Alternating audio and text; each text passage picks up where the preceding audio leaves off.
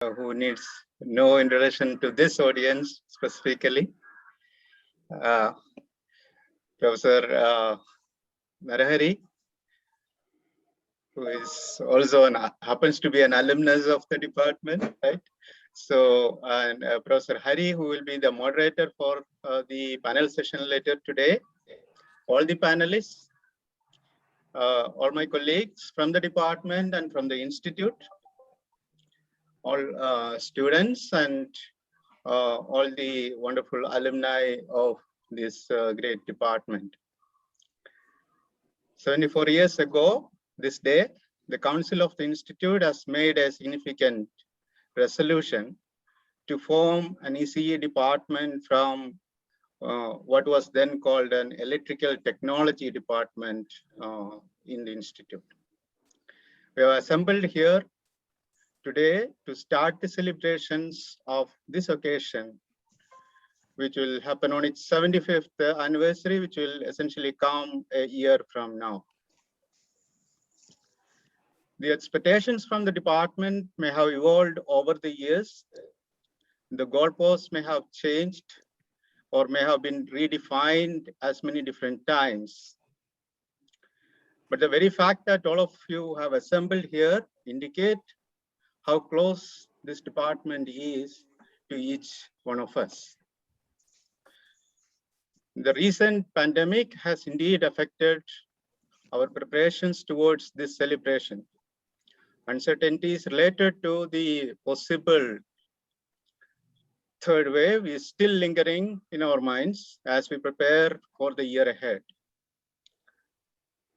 Therefore, on behalf of all my colleagues and students in the department, I would like to announce to everyone that we would make every effort to make this coming year memorable for all of us here. Being an academic department, we will definitely look forward to our alumni and friends joining us for webinars, which will be spread all through the next year. We may have one or two workshops on technical topics, as well as some policy related topics. We must take every effort to archive, both in terms of documents and today as digital media, the success stories of all the research collaborations that have originated out of the department, and definitely all the contributions of the alumni from this department. I look forward to hearing from all the alumni in this regard, and we will, we have already circulated a form, and I hope that most of the alumni would have got it, and if not, I request everyone to please share with their friends so that we get the maximum inputs as we plan ahead. We plan to end this year next summer with a week of conferences, and part of that week will be what we normally have as this conference, signal processing and communication, and that will be held around this time next year. We also plan to, we have also started discussions, I would say, to start a new series of conferences on other areas, which are not completely covered by this theme of SPCOM. And tentatively in this area of high frequency circuits and systems, the first edition of this particular conference will launch a year from now. As we plan, we will plan all these things in such a way that many of our distinguished alumni will be able to travel back and join us physically. And, of course, provided the situation improves and, many of us can make this travel back to here. So let me now, start the proceedings for this day. And I would like to, welcome the director who, despite all the troubles that he has, particularly today being a Tuesday, I know that he has multiple meetings spread across the day with the administration, with the deans and others. And I particularly, thank him for taking this time off to join us. And I, welcome him to, for this particular panel session that we are organizing. I also welcome Professor Narahari, Professor Anda Kumar, all the other panelists to this session, and I hope it would be very useful for us as we plan ahead for the, for the years ahead for the department. I also welcome the all the colleagues, all the students, alumni, the Industrial Advisory Board members of the department, and all other collaborators and friends who have assembled here today. I'm sure you would have had to do a lot of adjustments to be able to join for this event in short notice, and I appreciate all that. And I welcome once again everyone, and I request the director, Professor Rangarajan, to please address the gathering and inaugurate formally the let's say the celebrations for the 75th year of the department. Professor Rangarajan. Thank you, Vinay. It's a pleasure for me to be here. So I think one of the few benefits of the pandemic is that given the communication upgrade probably all of us have had, we are able to gather in such large numbers. I already see numbers approaching 200. Probably an in-person meeting would not have attracted so many people. So it's nice that so many probably from across the world are taking place in this meeting. Let me start by congratulating the department on its 75th anniversary. You have had a glorious history, and I'm sure the future will be even brighter.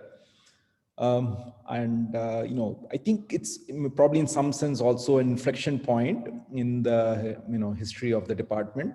Several of your stalwarts are either have retired recently or will be retiring soon. So I think this can be an occasion to chart new paths and new areas of research. And I think it's important, also to take into account the changed funding scenario in the country, where more and more of resources are being poured into big projects, big collaborations, which have a national impact. So I think the department also needs to reorient. Of course, it has done that. I mean, Anurag himself has done the ERNet project, and now there is a 5G test bed and so on. But I think more and more of such projects need to be undertaken. Collaboration is, of course, becoming very important these days. So more and more collaboration with not just within the department, but across the institute and also across the world is really required to make impact. And talking of impact, I think department has, all the faculty members have an excellent publication record. They publish in the best journals, but still, one can hope and aim for a higher impact of the work. It's not just enough sufficient to publish in the best journals, but also for the work to have a really sustained impact on the field, where you create new areas and, or really make big advances in a given area. So I think that also needs to be kept in mind.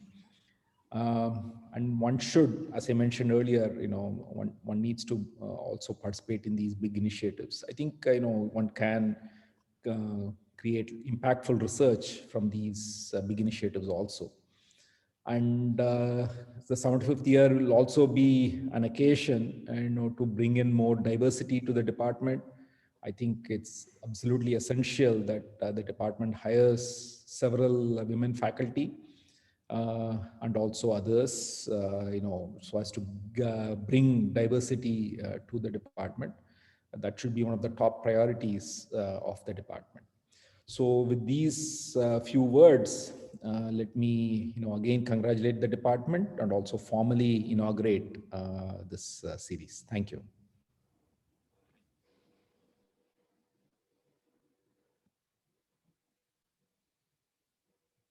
We know you're muted. So thank you, Professor Rangarajan. I request Professor Hari to take over from now, and then let's look forward. Okay, thank you, Professor Vinay. Thank you, Professor Rangarajan, for setting this stage for the department and for this discussion, especially. Namaskar to everyone, and good afternoon. It's a joyous occasion that we are celebrating the onset of our 75th anniversary of the formation of this department. And what I would like to do is see if we can focus our attention on a thing which is of great concern to all of us as faculty members. And so I will quickly share a few slides from my side. So before we start the panel discussion, I would like to quick guideline for the attendees. Please keep your microphones muted. Please post your questions in the chat window, and I, as the moderator, will read the questions and request the panel members to respond. This event is being recorded and will be available online later.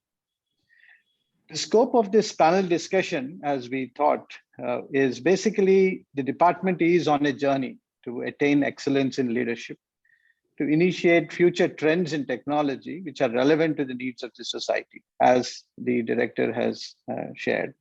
So this discussion would like to focus on how to attain this goal. So specific to our department, how is it that we should embark and go forward in this continuing journey? So we will be asking some maybe tough questions, some uncomfortable questions. Feel free to ask. This is an open forum, so we should all be, as a family, we should introspect. A typical set of questions which some alumni have already shared with me is the future of the department constrained by the past. Okay, so I would like the panelists to collect their thoughts. How can ECE become an epicenter of a technology earthquake?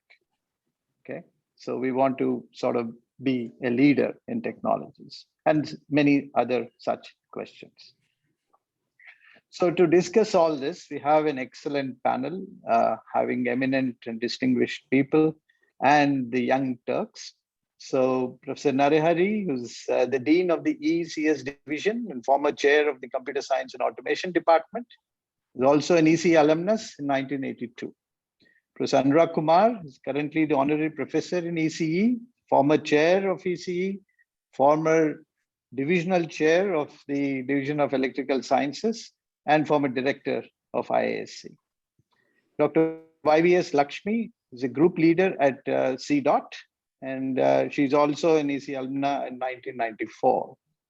Dr. Alok Nath Dey, who is the senior vice president and CTO of Samsung India, is an ECE alumnus 1989. We have Professor Himanshu Tyagi, who is a faculty member of ECE, the Young Turk. Professor Vinoy, who is the chair of ECE. We also have Anjana Mahesh, who is a student of ECE, and myself, faculty member of ECE, to do that. So to begin, the future is, of course, rests on where we are right now. So to give a brief overview of the department, I would like to invite Professor Vinoy, the chair of ECE, to make a brief presentation on where we are and maybe a few glimpses of the history. Vinoy? So Hari, please unshare.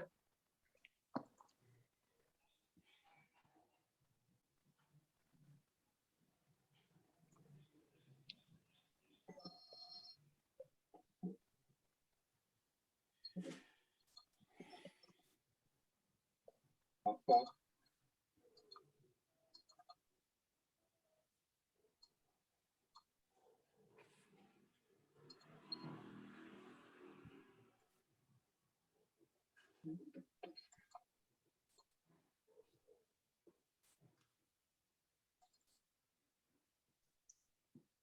Okay, can you see the screen? Yes, we can. Please put it on full screen. Yeah. All right. So I will spend the next few minutes to just quickly take you through the the background of the department and also the current status from the department.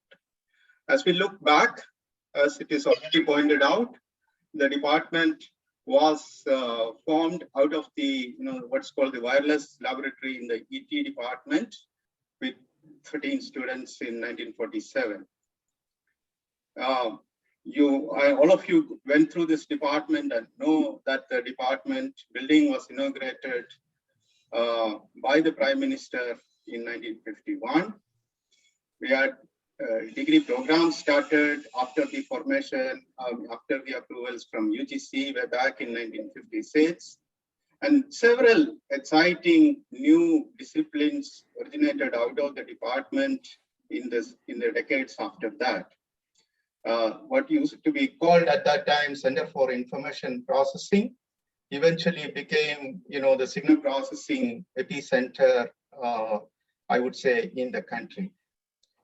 Electronics, there is a center started, Electronics Design Technology, in 1970s, which has triggered, a lot of interest in the electronics manufacturing in the industries in the country. In 1980s, the department, as it was pointed out,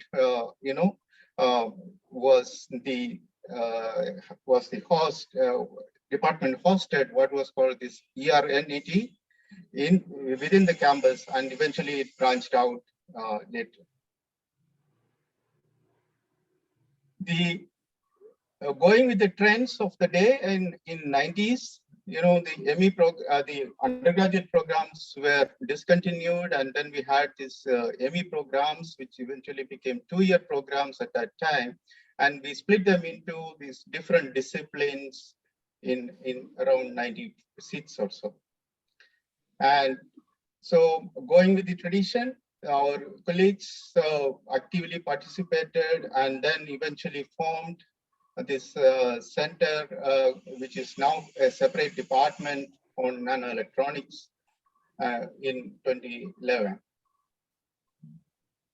And as we speak, there is a new center on which is supported by Robert Bosch on cyber physical systems, in which case also an active participation from the department is evident. We are now going back to this older scheme of things, and in an inclusive approach, we have now made our own MTech program. Earlier, it used to be called Communication and Networks. Now we have renamed it as MTech ECE, which will incorporate all the sub-disciplines of the ECE department. This is also now extended along with 2-3 other programs in the institute as an online MTech program for working professionals.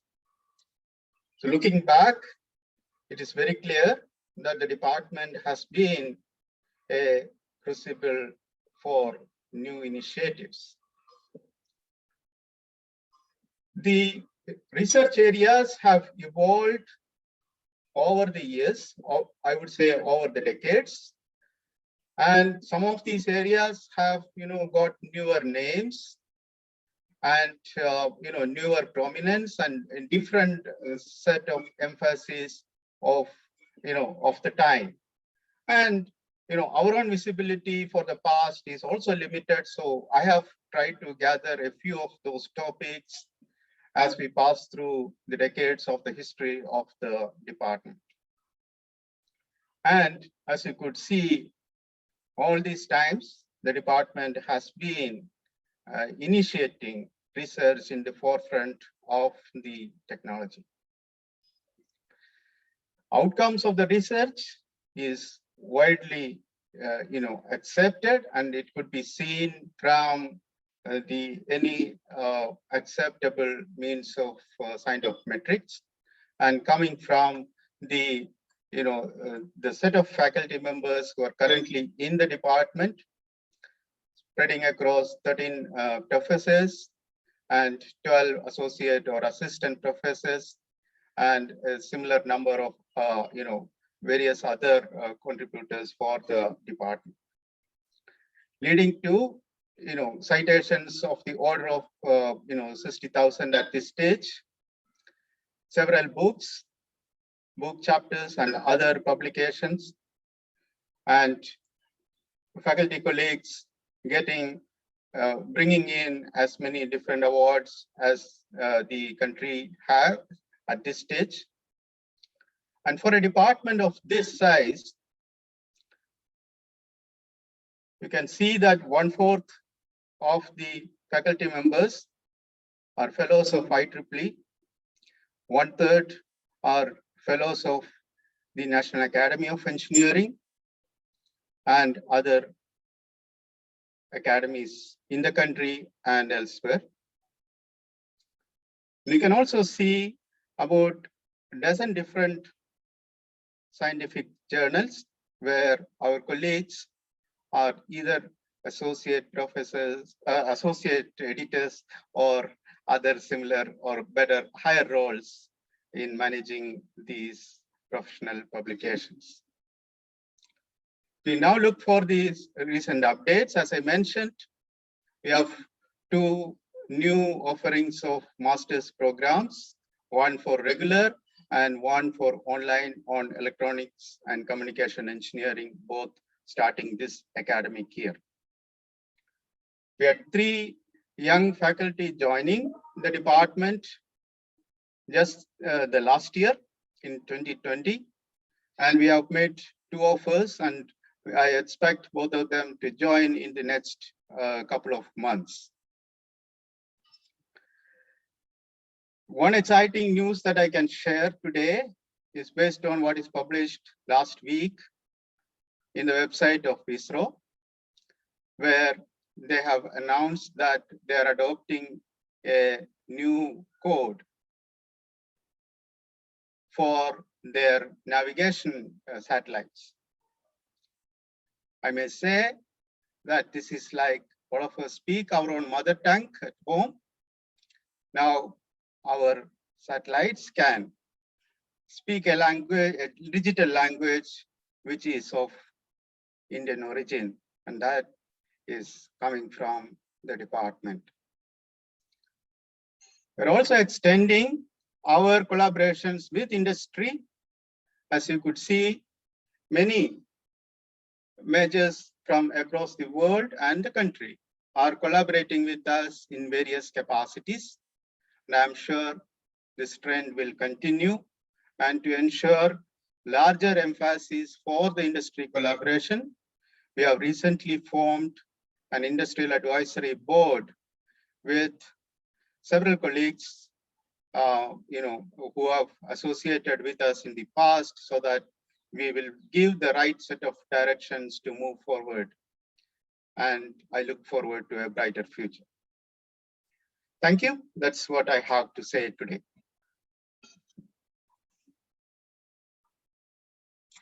Thank you very much, Binoy. So now that we have set the stage that where we are and our aspirations on continuing towards excellence in leadership is what we would like to discuss. So now I would like to invite each panelist to share their opening remarks in response to whatever you have heard for a few minutes each. So may I first invite Dr. YVS Lakshmi to share her thoughts. Thank you, Professor Hari. It's a great occasion to be present here today. Thank you very much to ECE department for inviting me for this panel. And I would also like to thank our director, Professor Rangarajan. It was a very wonderful talk.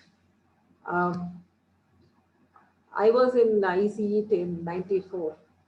So I did my MSc engineering as well as PhD. And I worked on high TC superconductors.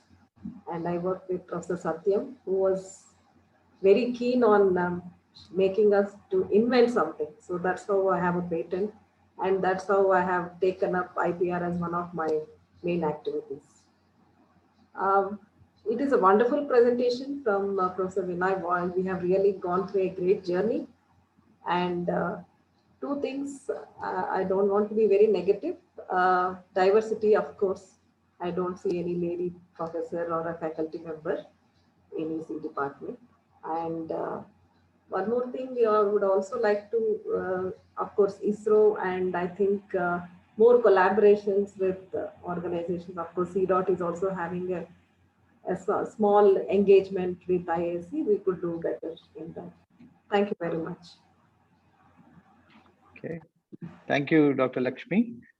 May I now invite Dr. Aloknath De, who's to share his opening remarks. Thank you, Professor Hari. Do you know, 75 years, it's a long time, and IAC history, it is not that long because IAC has even longer, but interestingly, it's independence year, and so it's easy to remember how we have grown in ECE. And you know, the topic is very apt, leading and not just following and excelling. So what to do? I must say that after doing IIT Kharagpur and you know, Kharagpur and IIC, these two had the ECE department separately. All others had EE departments under that. So I did my IIT Kharagpur BTech and Bharat Electronics, and then I came to IIC for two reasons. One was the ECE department, and second was I wanted to open also on the research. And as you can see from there to till today, we have been nurturing that communications and this. So it's a great you know, learning from IAC period, I must acknowledge. And it's always a homecoming being in Bangalore. So I've been able to visit a couple of times, work with many.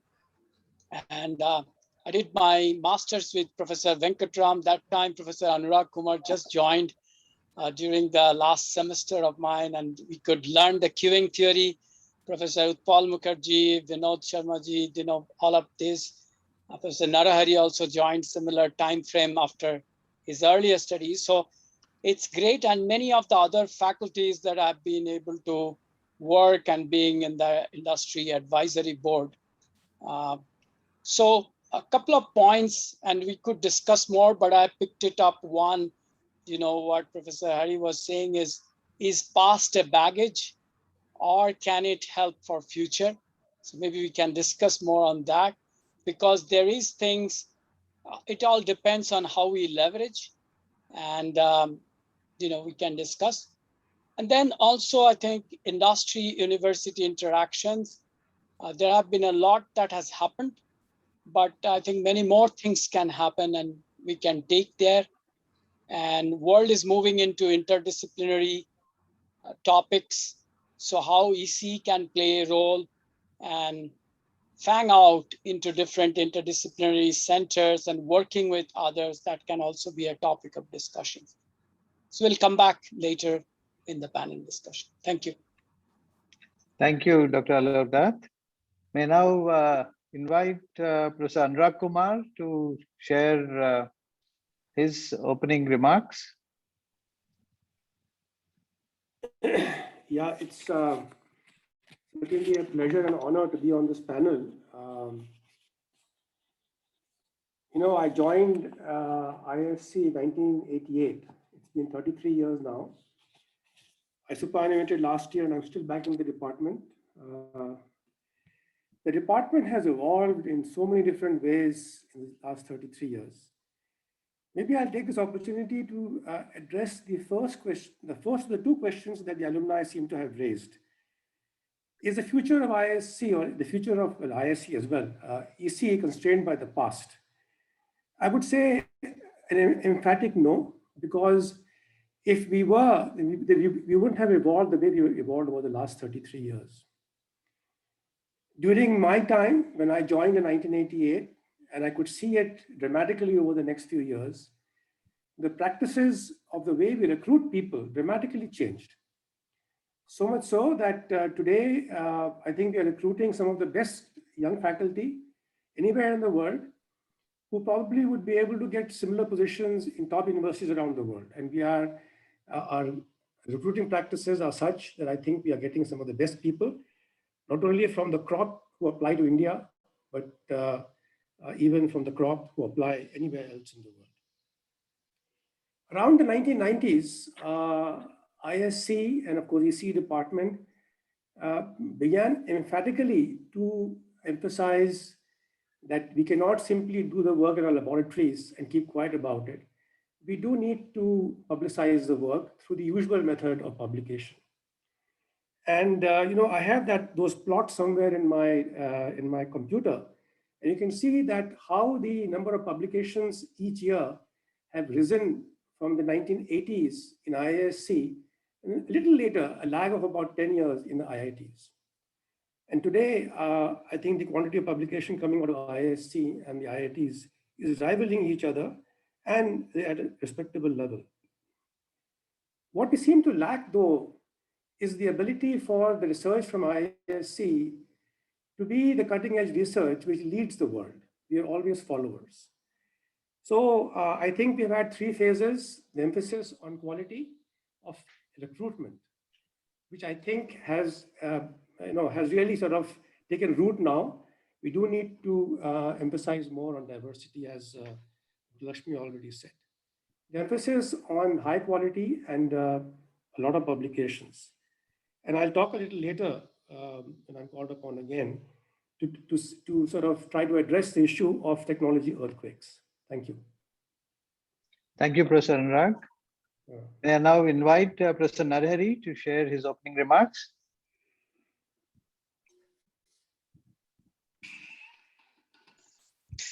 Thank you, Hari. Thank you, Binoy. As an alumnus of ECE, I feel very proud to be a part of this celebration. It's a marvelous opportunity for me. Just last week, I was part of the celebration of the spreading code that was developed by Professor Vijay Kumar, where Professor Rangarajan was there, Dr. Shivan was there, Professor Binoy was there, and all the leaders of ISRO were there. It's a stupendous achievement. And over the years, I can see that ECE department has made a mark in several different ways. I very well remember the Best Student Paper Award in ISIT 2018, which Prathamesh, Parimal and Himanshu got. And then later, I think in the next year, the ICASP Student Paper Award was won by Lakshmi Ramesh and Chandramurthy. So like that, I think there have been several achievements that ECE can be credited with in the past few years. But I would only say that these achievements have to become much more frequent. I think they should scale up by at least 5 times, then everything will fall in place. Regarding ECE becoming the epicenter of a technology earthquake, I feel that all the elements are there. ECE stands for excellence. However, I feel that ECE should be much more ecosystem aware. ECE should take an EECS centric view.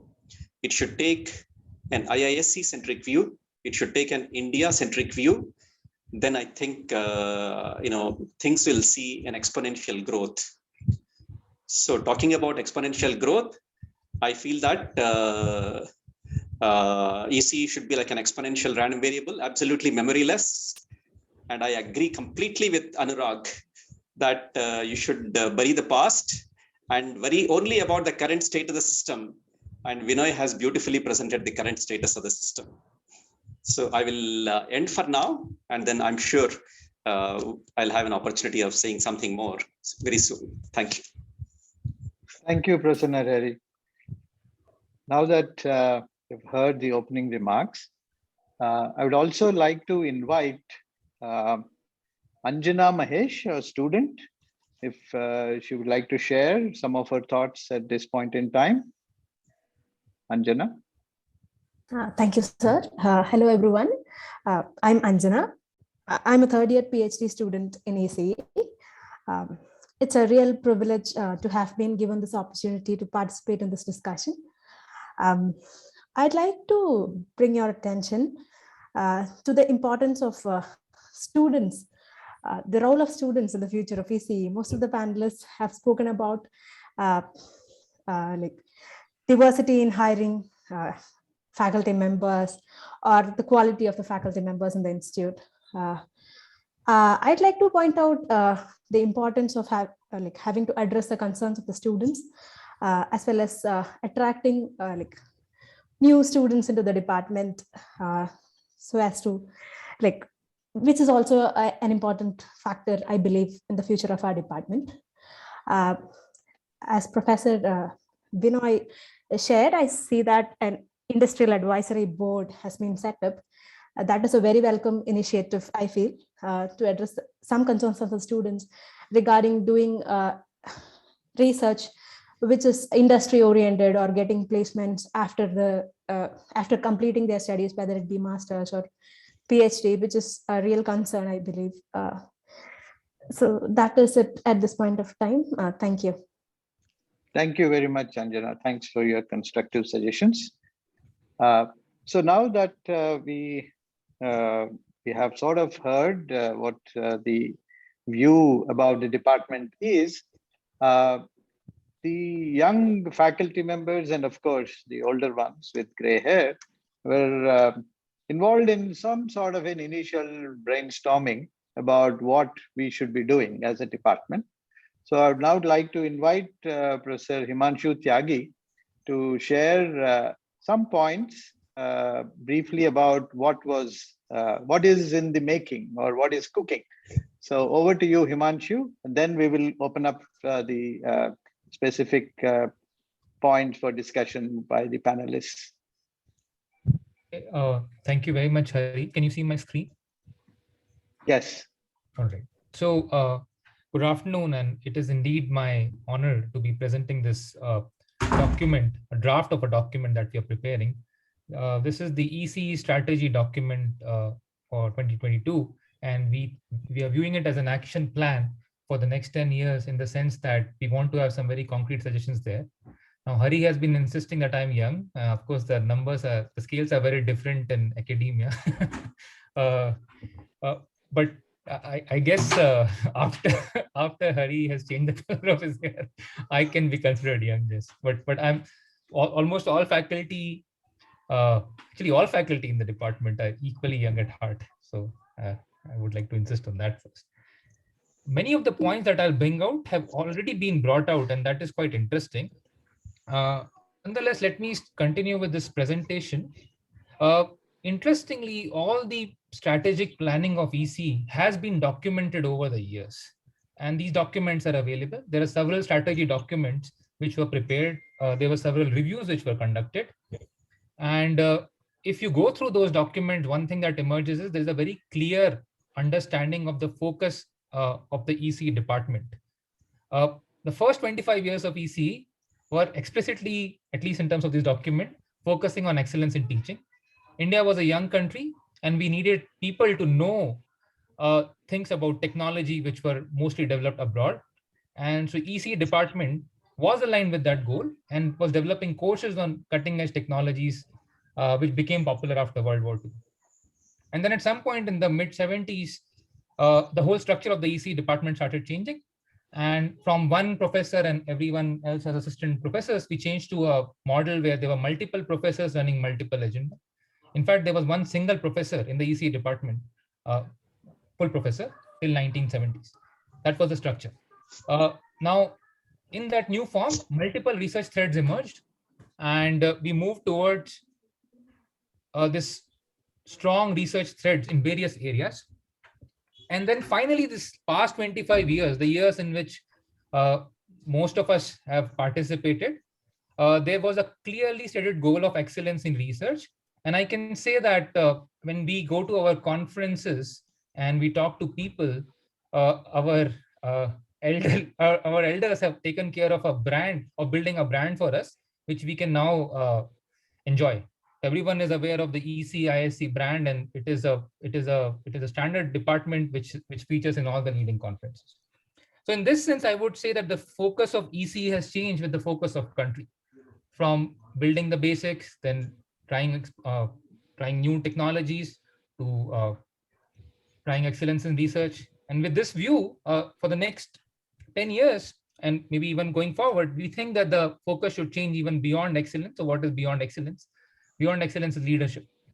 So the theme for this next 10 years for us is societal impact and global research leadership. And of course, excellence is required for leadership, but there's more that is needed. And we will focus on the societal impact in broader form as an important metric. So what I'll present now is the items that we have started collecting in the strategy document, taking input from all the different stakeholders, from all different faculty members. And also we will reach out to student as well as the industry advisory board. So Anjana, we will take student feedback. That's a part of the plan. So I'll just point out the key things that have emerged. First, leadership in research. The focus has to move to research breakthroughs. I'm just pointing out some bullet points here because we thought it is important to have concrete action items. We want to have a strong postdoctoral research program, which is currently missing in the department. There are some postdoc positions, but typically the number of postdocs is few. We would like to improve student quality, and we would like to have a more comprehensive student education in terms of various aspects. We would like to reward research ambition in hiring and promotion of faculty members. ECE department has had a rich history of system building, and we still have it, but it is sort of not in the forefront over the last few years. And we think this is an important thing we have to bring back. We have to move towards, as an engineering department, we have to revive strong system building traditions. And we want to encourage faculty for leading large collaborative projects. There are some other things that need to be done to enable this. We need to set up a management office for large projects, for large engineering projects within the department. This is an important part that we need. We need to encourage interactions with other departments for system development. This is that ecosystem that Professor Narahari was talking about. We have to take, especially in system building, it is very important to take benefit of the larger ecosystem. System building by requirement is a collaborative effort. We are changing our curriculum to bring in a fixed percentage, at least, let's say 30% of courses focusing on system development. And there are many other points. One interesting point is that a lot is done in ECE and outside world is not aware of it. So it is also important to publicize the system building activities and larger projects happening in ECE so that we can benefit from the network effect that such a publicity brings you. Okay. The third bullet point is about impact through industry and government engagement. This has been around. ECE department has participated in various government initiatives. We just saw an example of ECE's participation in designing spectrum code for ISRO, I think. And now going forward, we want to build further and have much more engagement. I'm just putting some numbers here, which we came up in our discussion, but these numbers are not set in stone. So we must target certain number of major policy or system contributions to government that we have to show for ourselves 10 years down the line. We also think that one way to directly contribute to industry is by starting deep tech companies. So we would like to have a target for the number of startups that come out of ECE in the next 10 years. We would like to encourage faculty not only to do cutting edge research, but try to convert their research into products, industry scale products. And it is important that we facilitate a smooth career trajectory for faculty interested in startup companies for this purpose. And then coming to this very important last point, ECE is lagging on its diversity goals. That's something we all are very aware of, and it is frankly speaking embarrassing. And so it is very important to take this up on high priority. And we would like to firstly attract people from different sections of the society to apply to our department, because even the input pool is not very representative maybe. And then also we would like to set hard targets for number of women and minority candidates to be hired in the department. To be able to claim ourselves to be a leading department in India, we must represent all of India in some form. Thank you. That's the summary of the evolving document. Thank you very much, Himanshu. You're still young. So, okay. So now let's, now that I think we have sort of assessed the first few, we have negotiated, we have understood the pitch and the conditions. Now let's see whether we can start the power play. So what I would like to ask the panelists would be, You have seen the aspirations of our department, and leadership and breakthroughs are words which are have been mentioned. So I would like to first pose a question to Dr. Alok Nath. In industry, you have an organization of smart people, and in academia, you have an organization with smart people. Now, what would you look at the definition? How would you look at a definition of a breakthrough in industry? And what do you think is the definition of breakthrough in an academic department? How would you classify that so that we understand what is a breakthrough, and then we can set ourselves to achieve that or create a mechanism to achieve that? First, I'd like to ask Dr. Alok Nath. See, in the current context, I think in the academia, what we see is methods and techniques. And in that, it's a bit more horizontally. For example, many institutes are specializing in AI, ML, or in data science, or in blockchain. So they take a topic, and there are techniques that are evolving, and then they keep on publishing, maybe some cases patenting.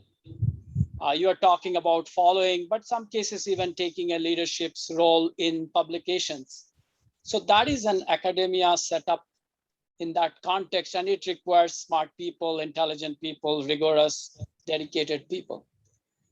What we do in industry is a little bit more vertical, because at the end for us, it's a business, and it needs different skill sets. So for example, if I would like to take it that 5G or beyond 5G, as we are moving and we are talking about 6G, even 6G research has started in academia, but also in industry.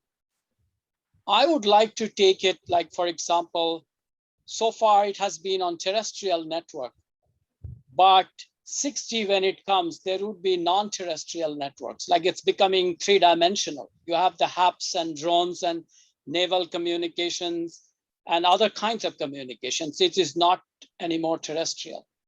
So I would go differently and say, oh, I don't have that non-terrestrial part of it. And if I have to lead it, then I need to bring that. And therefore it becomes a little vertical from that angle. Let me take again a simple example. Nanoelectronics, many chipsets that people in the academia are doing research in the sensors, and these are elements. But what we do in industry, then we'll take it like a body communications, and I would like to see some maybe we are going to be building either in protocols or in sensors and certain communications, how we can do non-invasive different kind of biological measurements or communications for that matter inside the camera's role into inside the body.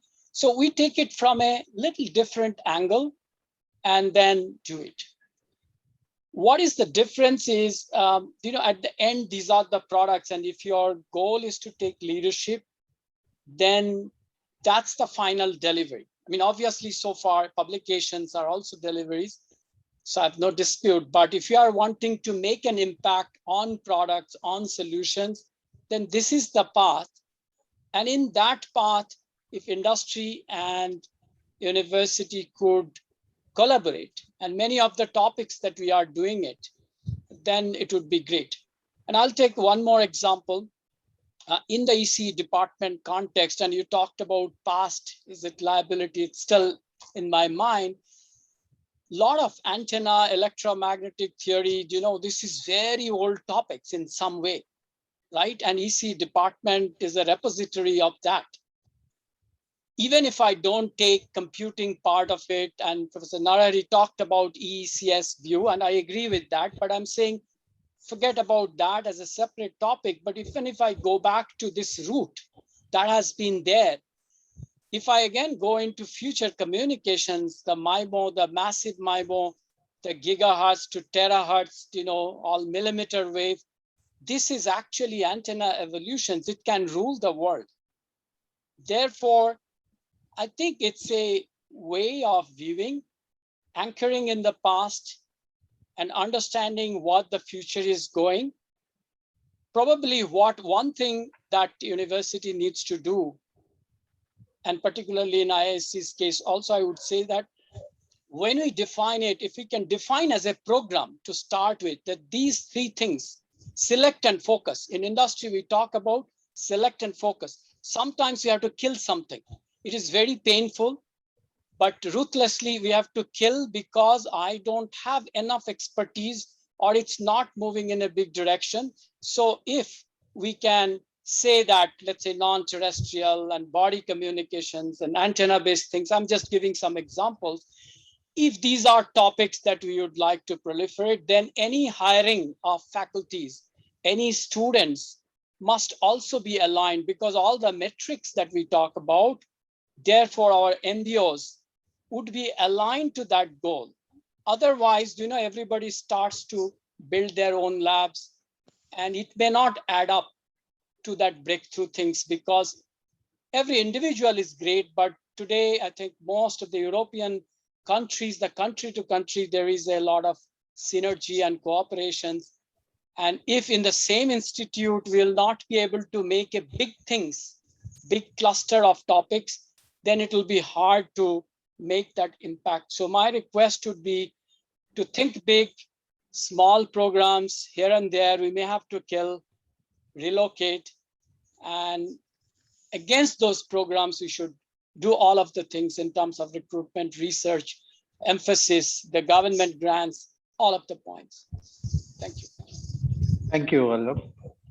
So I'd like to request or seek Professor Narahari's comments or response to what we have heard as an industry view about what the department should be doing and how IISc can respond towards achieving that.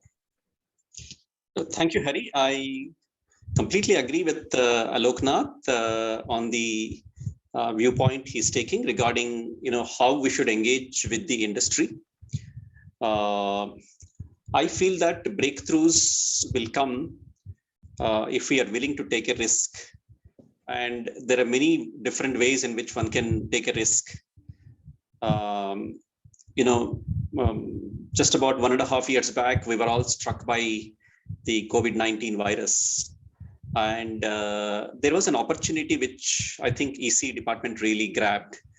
I know the sleepless nights that Gaurav Banerjee spent, and I know the stellar efforts of Rajesh Sundaresh, Himanshu Tyagi, Aditya Gopalan, Naveen Kashyap, and many others. It's possible that I have forgotten several other people. And so when the opportunity, came knocking, I think people got out of their comfort zones and something really nice emerged. I think there lies, the mantra. I think we have to come out of comfort zone. Many of us faculty members, have this tendency of getting into a comfort zone because we're very comfortable doing more of the same thing. So I think that mindset will have to go away. If that has to go away, then we should be looking at really engaging problems. For example, we should be looking at India-centric problems. We should be looking at industry-centric problems. I'm sure if a team of faculty members goes and spends 1 full week with Aloknath, he will tell us all the intellectually challenging problems that the faculty members could be working on. Similarly, I think if we can spend some time with the DRDO scientists and ISRO scientists, there is no reason why an India-centric problem cannot emerge. So I feel that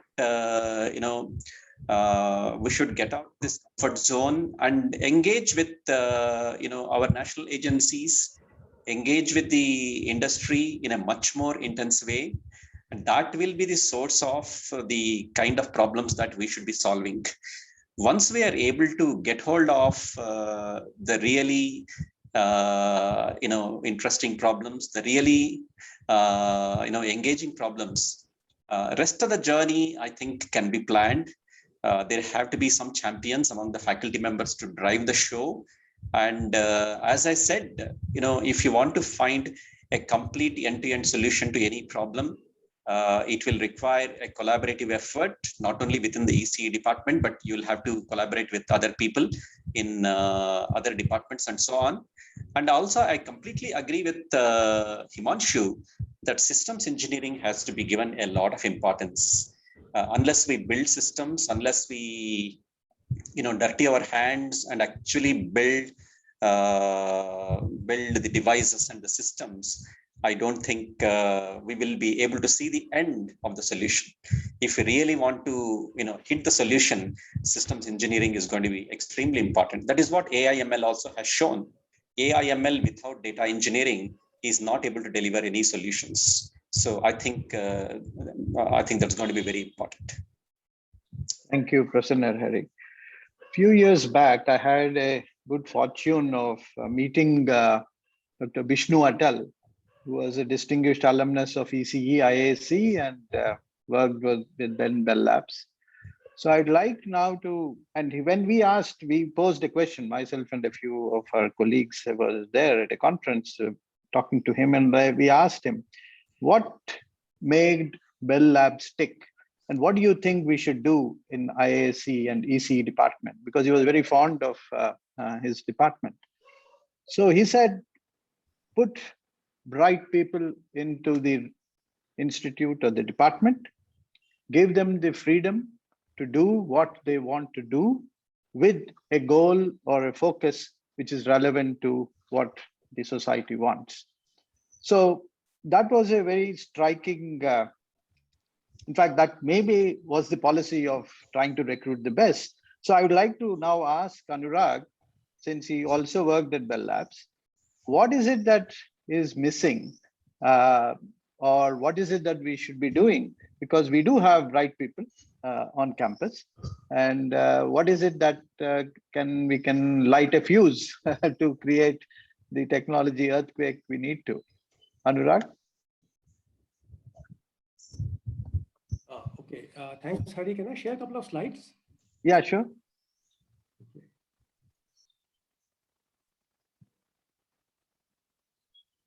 Are you able to do that? Yeah, I think I can, yeah.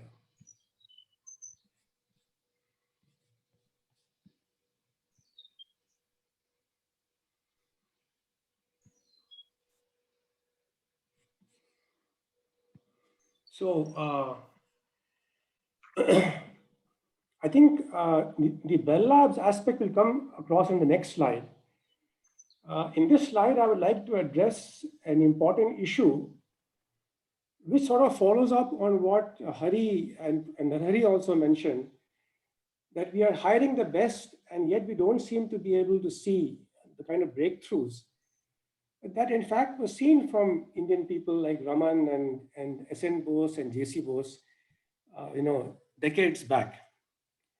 So I think I would like to analyze that a little bit and present this few points to the many people gathered here. They are very provocative, but I have presented them to the highest levels in our country, so nothing to be embarrassed about. So an important thing to note, whether it's industry or government or academia, is that people shape their working styles to conform to evaluation criteria.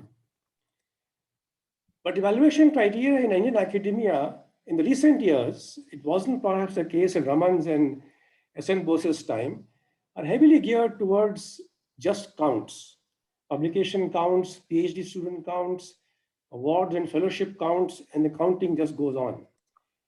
And to individual contributions. So when we evaluate people, often it is asked, who is the first author? Who led the group of these people who authored this paper? And although these are important questions, often the conclusion of the evaluation stops at looking at these questions. Who led the work and who was the group leader? And in fact, these criteria pervade the selection process for academic fellowships awards and recognitions, which unfortunately have become very important for our faculty in India. If you just count the number of fellowships and awards and the promotions that any assistant professor would want to aim for, there are about 12 of them. You can probably count a bit more. So in a 30-year career, this young person is aiming for a new milestone every 2 or 3 years, whereas they should be thinking long-term, thinking about those breakthroughs that we all seem to crave for. So what happens is that faculty simply work towards piling up the counts, often not trying something new and risky, and this is a very important point, it might interrupt the flow. If you approach your faculty member saying, would you want to be involved in this project? It's exciting. It'll take away some of your time. It's risky. No, it'll interrupt my flow, which will prevent me from seeking the next goal among the 12 that I'm aiming for. The objective seems to be to set a high rate of publication success. That's the key word here, high rate of publication success, not high rate of impact on the field or on a certain problem. So just your throughput in publication in good journals and conferences, which is actually a laudable goal, but perhaps it's a bit dated now in today's context. We also avoid setting up collaborations in an increasingly interdisciplinary world. And Narhari already pointed out, we should think EECS rather than only ECE, and we should collaborate more. Why do people tend to avoid collaborations? Because collaborations take effort. You have to travel to meet other people. You have to manage cultural differences. Imagine a collaboration between somebody in Korea and India and France. Cultural differences are involved, which are very important to sort out. But the collaborations pay off hugely in getting good problems, problem diversity, expertise diversity. You don't know everything yourself. In networking, in getting your department and yourself and your institute known outside the four walls of the institute, and visibility. So somehow we need to be able to assess people, not by the criteria I have outlined here, which are the criteria which we always use in our country, and perhaps in our institute and other institutions. But it's not easy to do. It is not very easy to assess impact rather than volume. So we always sort of gravitate towards the easy thing to do and just assess volume.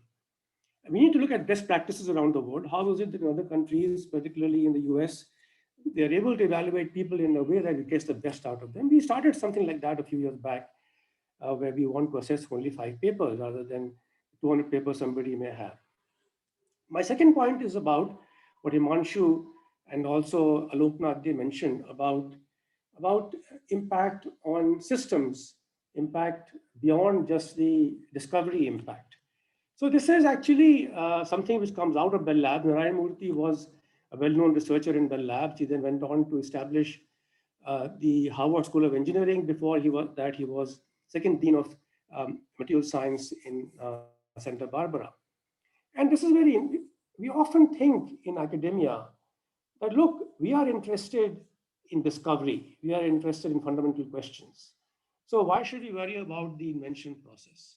But in fact, what Bell Labs showed, and in fact, not only Bell Labs, industry has showed, is that the invention and discovery are closely linked. Okay, you had top minds in Bell Labs who are involved essentially in delivering services to the public. But every invention raises fundamental questions which lead to discovery research, which people would do. And then that research would then lead to getting the invention possible. Anurag, the slide has not moved. The slide has not moved. I'm sorry, what happened? What happened? I'm still seeing the old one, the researcher evaluation slide. Have you moved to the next slide? Yeah. Yeah. Okay, I'll go. You missed this picture. Yes. Yeah. Visible now. So I was talking about this discovery invention cycle.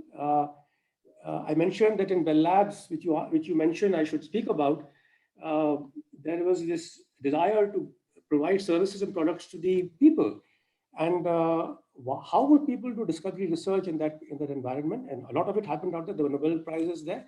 Well, invention raises fundamental questions, which require discovery research, Nobel Prizes, and which then lead to solutions, which then are plowed into inventions, and cycle goes on.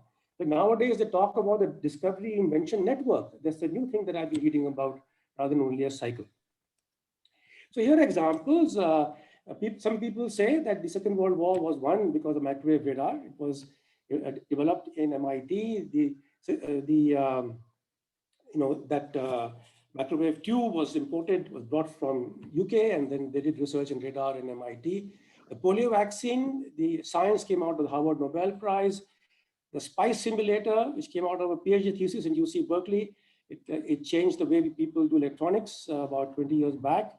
Of course, IBM's QA technology, which probably started the ML AI revolution, and so many others.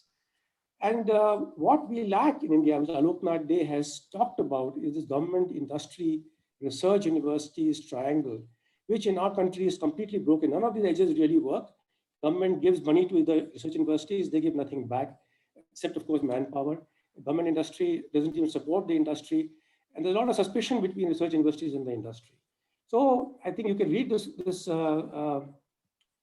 quote I picked up from somewhere, that the Chinese Science Ministry announced last quarter, the nation's first ever open AI platform rely on Baidu and Tencent and Alibaba. So there's so much trust in these companies, which probably has changed the AI landscape in China.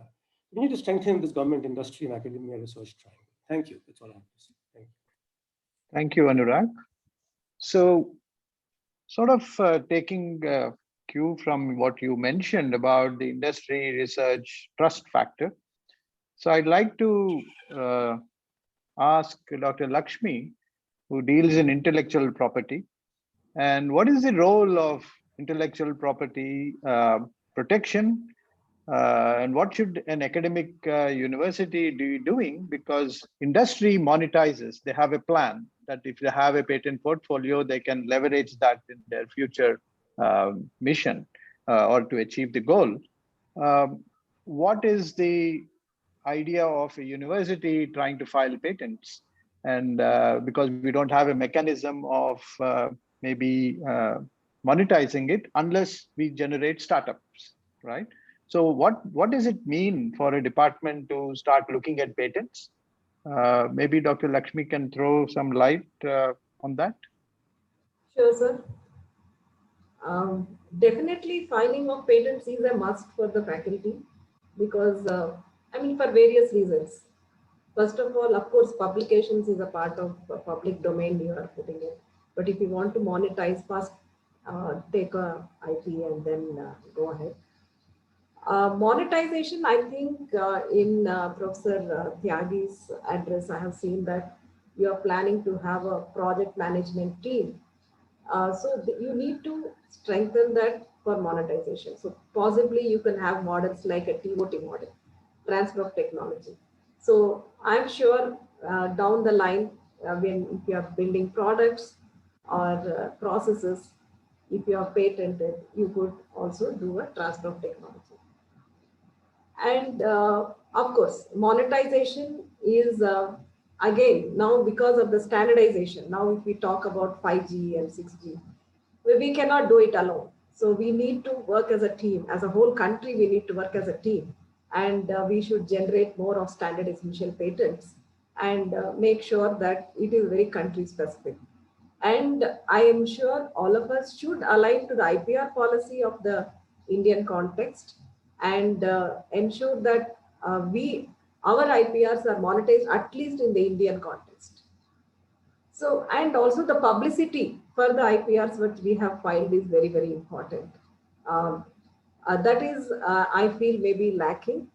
That kind of, I'm sure again, the publicity cell is very, very important. And many a time, industry is looking for some of the patents from where they can take off rather than reinvent the wheel. Many a time we are not aware what is available. So that is the, that's been, I've been observing that for many, many years. We keep trying to dig and find out what is available and try to do. So monetization always need not be the thing. Monetization could be indirect by either startups, or it could be by transfer of technology, or you could license it to somebody, or you can, when you have collaborations with industry, definitely you can share the intellectual property or a joint property and things like that. So definitely monetization should not be the real goal. you should have a lot of intellectual property, because many of time now, at least all the companies are, what do you say, they're tested by the type of IPRs they have. We may not have, all the IPRs may not, the kind of monetization that happens is only 5%. But at least we could pool some things, and we could pool across the IISc itself or between the professors, and as a pool, they could go ahead and monetize it. That is what I can say, and any other further questions I can answer. Okay, thank you very much. So I think I'd like to move to another very important aspect of the department activities, which is teaching, and the way we try to shape our courses and how we teaching, and of course the research, that is the students. So I'd like to go to Dr. Aloknath and ask him, as a student of the master's program here in ECE, you must have got exposed to different topics and courses. How useful were they in your future endeavor? Especially you went on to do your PhD and then you joined industry. And what is it that you are seeing is the profile of smart people entering industry now compared to what they were maybe 10 years back? And so what is your take on the education, undergraduate education system? Because that is the pool from which we sort of take students, both in they go to you as well as they come to us. So what is it that you think should be done in terms of the educational part of the department's activities? I think, since I studied also in IIT, and there the focus was much more on undergraduate. One of the reasons that I joined IISc, as I mentioned, is, the bringing the research component, because I was quite clear. Now, obviously, it also depends on how you spend your next 5 years, 10 years in industry, and that also shapes up. But just going back to IISc, I have enjoyed every day of my stay. It's a very memorable experience. The teachers, I mean, from the standpoint of bringing the fundamentals, because in bachelor and masters, I think it is all about bringing fundamentals up. We have been very much benefited, and IISc having this research capability and a lot of good publications. I think the faculties that we have had is the teaching, but it's a research-led teaching, right? And that's what we see in MIT and Stanford and Harvard and all of these big places. And IISc belongs to that category. I mean, obviously it's a national pride, but I consider IISc to be an international institute. I mean, your citations in the recent citations per faculty getting 100 and being top ranking, it doesn't come just like that. On one hand, we can criticize and discuss how to make it better, but fundamentally it is very, very strong. So to me, that has been there. But what has changed in the world, and probably we need to catch up in that context, that earlier it used to be only big industries. For my time, Bharat Electronics or Wipro, these were the companies that were big and they were our dream companies. But now, present day students, as they come up, they are joining startups. They are entrepreneurial mindset. So things have changed. It's not about IISc, but the world around has changed a lot. And the disruptions that used to come only 5 years, 10 years, only Bell Labs could do it. Now you don't know who is going to make it. That guy might be a 3-member team, 10-member team. Nobody knows about them. And suddenly they pop up. That's how Uber came. That's how, Airbnb and many others, many platforms that are coming up is a disrupted platform. And it can, attack even for industries who are continually doing research and growing into that direction. For us also, it is challenging and we have to scan every time. So I think what I'm trying to highlight is, with this world changing quite a lot, a kind of sensing for each of the organizations, whether it is academia or industry, is very, very important. And from that sensing, being able to filter that we need to steer towards this direction. This part of it is very, very vital. And once we decide that there are 5 things that are coming, and I would like to go into this direction, I think what we talked about metrics, Professor Anurag Kumar talked about not just quantity, but how else you change the metrics, how do you make it team-based and things like that, we will start to align towards that. So this is one point. The other point that I benefited and I would like to reiterate again in today's discussion is that since I had the ECE background, I took half of the course from computer science. That's how I learned from Narari and then Professor P.S. Sastry, Professor L.M. Patnaik. So 50%, that time was Pascal and COBOL, and those were coming up. And we learned a lot by bringing how to do programming for communication, right? That was the need then. So today, I think when we talk about ECS and interdisciplinary program like blockchain coming, this is a distributed systems, IoT. If we can bring the elements of ECE and CS and call it like a program, then that adds up to a lot. I mean, it is not a very big work on the faculties. They are fundamentally still doing it, but the wrapper or the vision that is there can alter significantly for students, those who would be growing and joining, because they need the buzzword also. They need to get jobs. We can say something, but they need to show that I'm working in 6G, I'm working, and that's fair enough, right? That's the industry wants. So I would like to say these 2 points, that continual scanning and select and focus, and every metrics, recruitment, students, faculty in the cohesive directions, and leveraging whether it is past in a department or the bigger gamuts that is there in ECS or even bio and electronics being combined, we should leverage, because Indian Institute of Science is poised to do that. And the last point I wanted to highlight is that even though, I mean, there would be a lot of national programs and national relevance, we should bring it. Organization like us, we are delivering like 80%, 90% for global, but through that 10% what we bring for India becomes very powerful. So the same way IISc is an international institute, it must do global highest level of research and excellence. And in that process, by defining right program, I'm sure it can bring national relevance also. That's fine. Thank you, Alok. I will pose a similar question to Dr. Lakshmi from a publicly funded industry, I would say, CDOT. What is it that you expect from an academic program from a university for your own inputs? Basically, we have programs which are driven by the government. Say, for example, the 5G, 4G are in the cyber security programs and a lot of security programs. What we are looking for is we already have some experienced professionals, and we also recruit young engineers. So sometimes we have a gap and we want to take off from a higher level. That's when we look at department, EC department, or any of the academic institutions, if they could help us to fill that gap.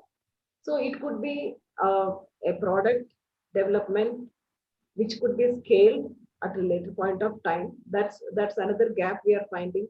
Even if a product is developed, whether it is scalable or not, that is where we fail many times. So that is another one part of it when we are looking for. And typically, we expect not that we are very fast. A typical speed is required, but many a time it is felt that academia, if we give anything, it is very slow. So that is one part which, if it is addressed and it is, we work like with a target oriented or goal oriented, that would be great. And I'm sure with the Department of Business Management in IISc, I think you could also leverage their help in order to make better business opportunities. And we also would know more of applications. Like if you ask, I'm sure even in antenna In fact, when we are developing lot of access networks, in fact, we are developing base stations. Many a time the issue is people can come and help us out with, they can make their hands this one, but the issue is getting the components, getting the hardware is very, very, very tough these days.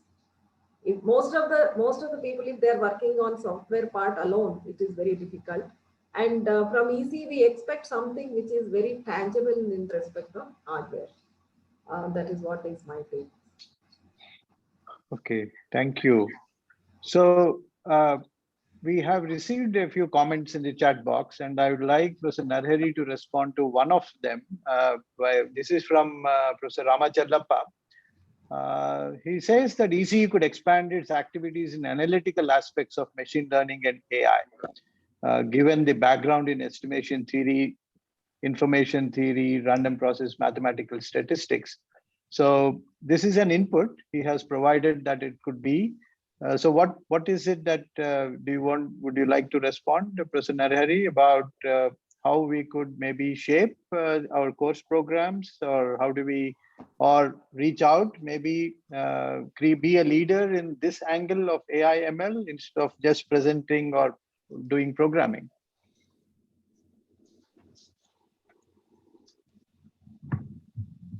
Professor Narhari? Yes, I was on mute. I think very well said by Professor Challappa. I think the theoretical aspects of AI/ML, I think ECE is best positioned to not only work on those, but also be able to teach some of those foundations to the students. I would like to cite the example of the MTech AI program here.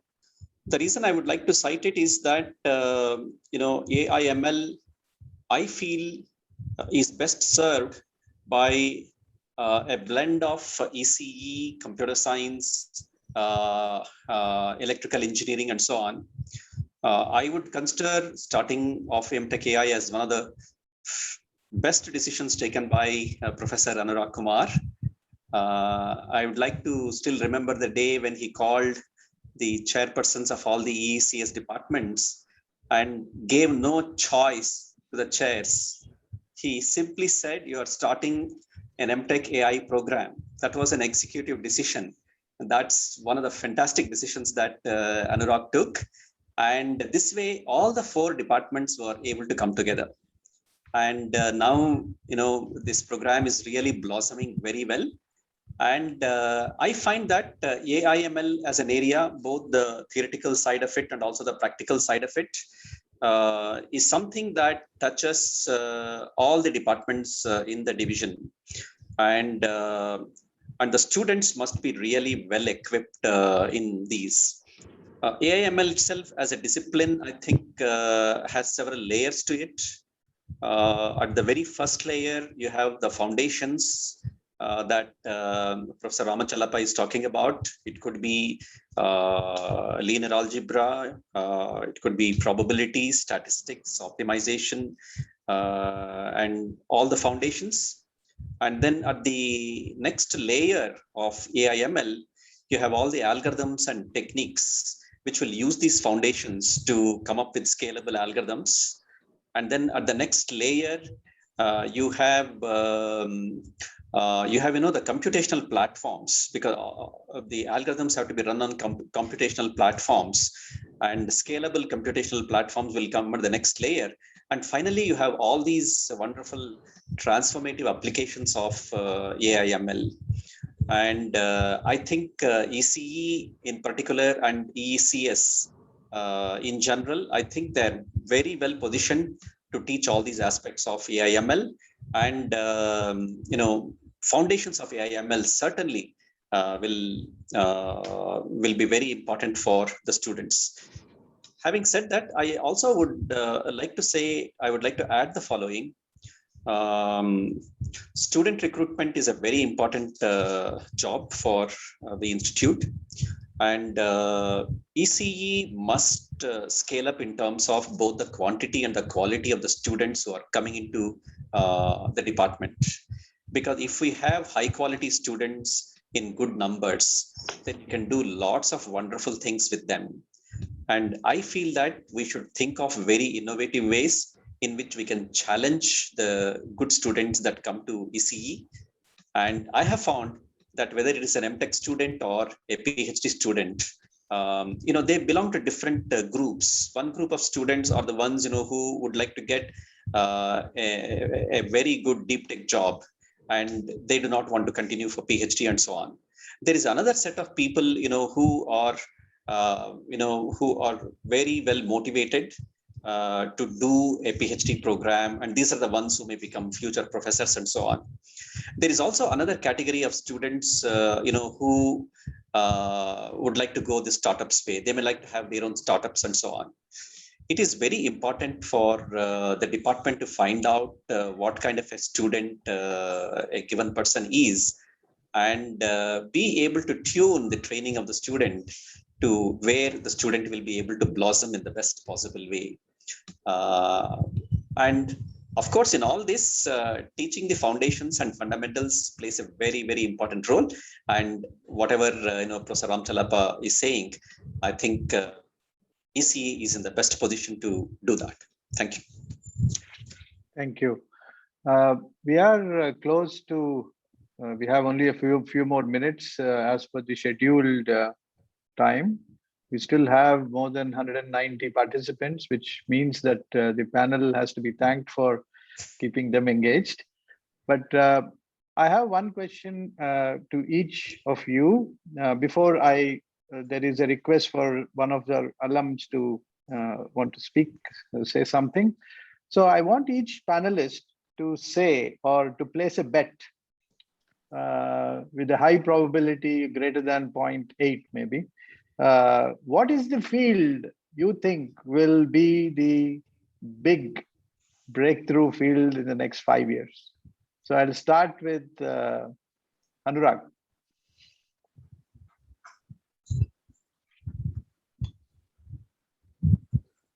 You're muted, Anurag. 5 years is hard to say, but certainly quantum technology is something that we must get seriously involved in over the next maybe 10 years. I think the breakthroughs might not come for a decade. In between, in the immediate 5 years, I'm not very sure. Maybe others can help in that. Okay. Alok. Yeah, I will go with Professor Anurag Kumar for longer term on molecular communications or quantum technology in these directions. But more immediate, I would think the robotics is growing. So, in different ways, not necessarily to replace in everywhere, but there are very nice applications where robots play a role. And the human-machine interactions and robotics is the topic that I will throw it today. Okay, Dr. Lakshmi. I would like to say that we should go for good interoperability between various things which we are talking about. So instead of having an isolated thing, it should be a global thing where it could be, if we could solve those problems in the future, that would be great. Okay, Professor Narahari. I would certainly bet on enabling and empowering the marginal farmers of India with ECE and EECS technologies. Very good. So I'd like to ask that to a young mind, Anjana.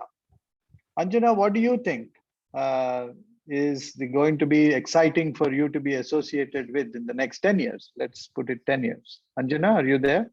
Yes, sir. Yeah. Well, I haven't thought about it.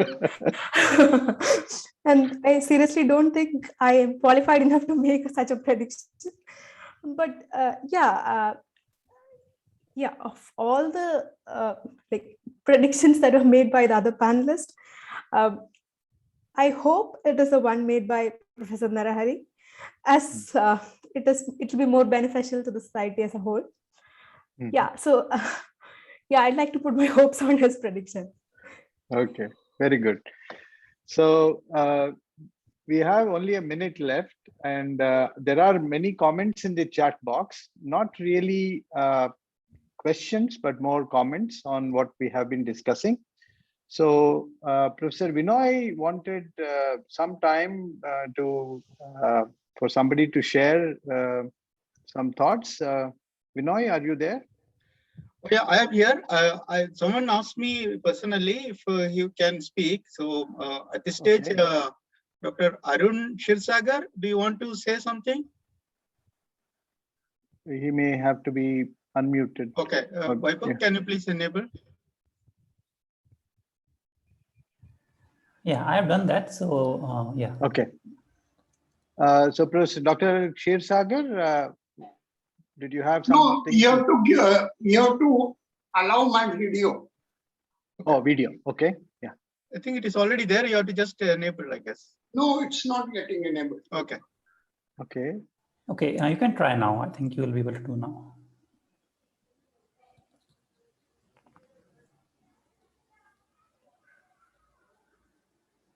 Please, can you share your video? No, it's not getting started. Okay. Okay.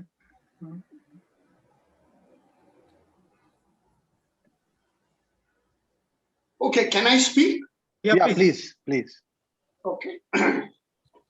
Well, I'm from the 69 batch. And I worked in industry in Philips and in Meltron, where we have done a lot of work on supplying devices for the defense from Philips Holland, Germany, and other branches.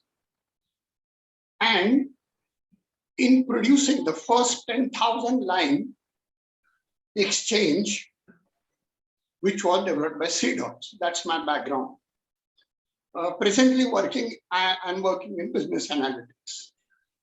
My wish that today the country, all the industries are having one major issue of not getting semiconductors, that is ICs, for their automation. So my suggestion is, on an advisory role, IISc, ECE department plus Bharat Electronics should make an advocacy to the government of India to start a collaboration and start a plant of all the three companies, TSM, that is Taiwan Semiconductors, Qualcomm, and Intel in the country. Then we will become also an international hub for supplies of ICs. This is an extremely crucial thing for the whole country, and somehow we as an individual and in the private sector cannot communicate with so it is an advocacy project which IISc can navigate as the center point. You'll be surprised, Dr. Satyam and people like him were specializing in devices. We are not having a source in the country to buy magnetrons, which is required in every oven in the country. We don't make night vision devices and cadmium mercury telluride, which we were supplying from Philips for the tanks to Bharat Electronics.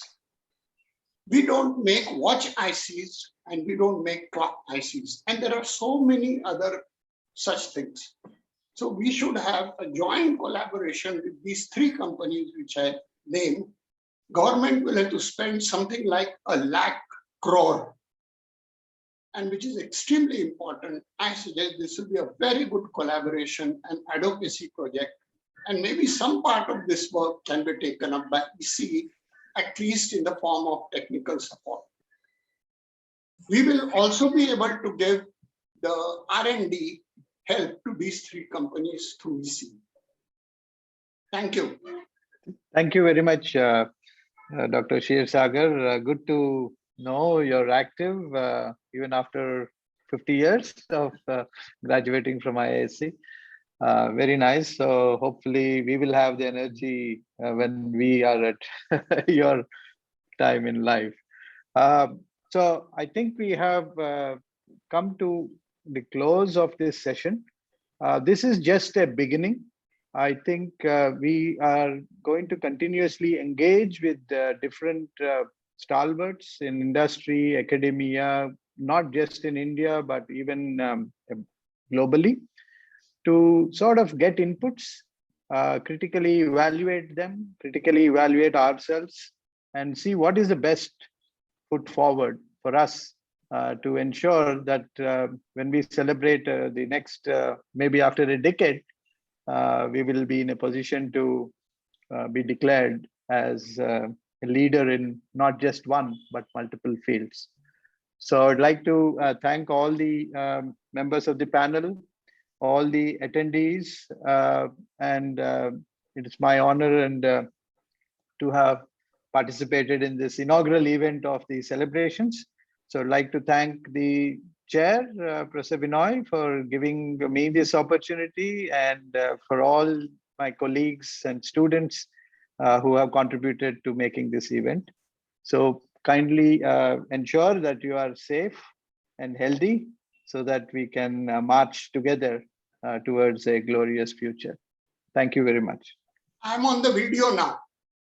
Yes, we can see you. Yes, yes. Thank you. Thank you. Over to Professor Binoy for your closing remarks. Thank you. And on behalf of everyone here, I would like to thank all the panelists and all the attendees for staying through, and a special thanks to my colleague, Professor Hari, for ably taking all of us through this, very exciting topic for a panel discussion today. Once again, thank you, Aloknath, thank you, Lakshmi, thank you, Professor Narahari, Professor Anurag Kumar, Himanshu, and everyone else. Thanks again. Bye. Thank you. And we should See you look again. forward to more events in the future, very soon. Thank you. Thank you.